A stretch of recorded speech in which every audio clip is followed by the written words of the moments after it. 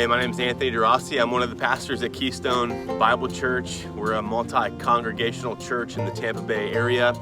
And in the next few moments, I just want to offer you some encouragement in your walk with Jesus for the rest of this week.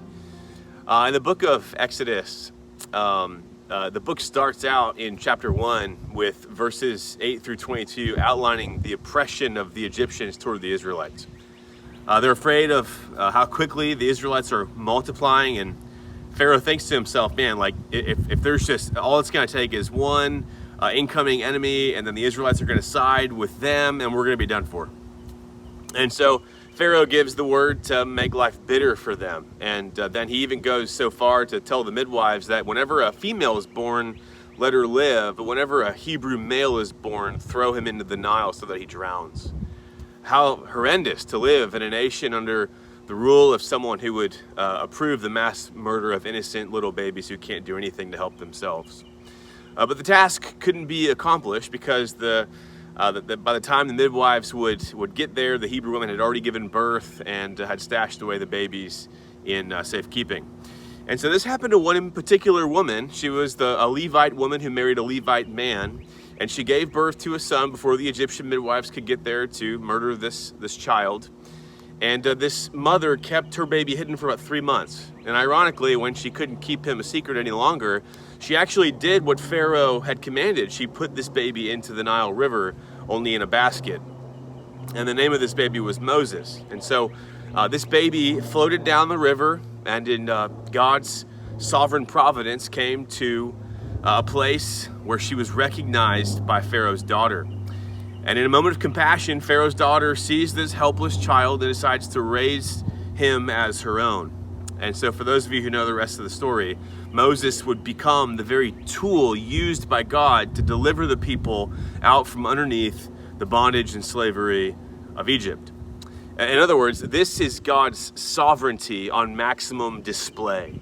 The very person that would become Pharaoh's greatest enemy, his mightiest threat, who would eventually become the one who would lead to his total undoing and defeat, was in a state of maximum dependency and helplessness, growing right up underneath his very own nose in his own home. Do you have any idea how much control and how much sovereignty God has in the affairs of your life?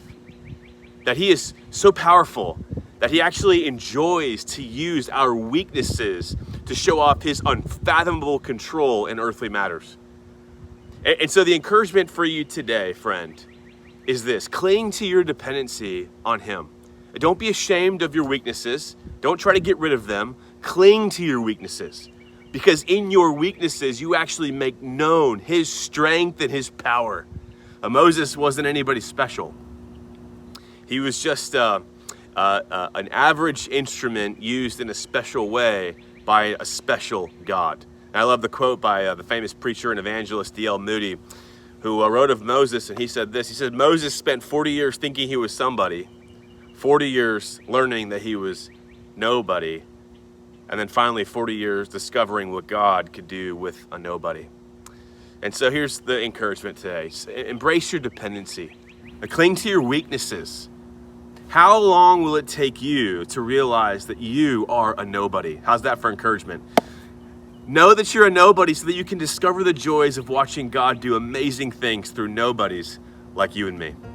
Well, thanks so much for taking a few minutes with us today. If you would like to make sure that you never miss encouragement in the middle of your week, we invite you to text MME to the number just listed below here on the screen, and we'll make sure that you receive encouragement right to your phone every single Wednesday morning.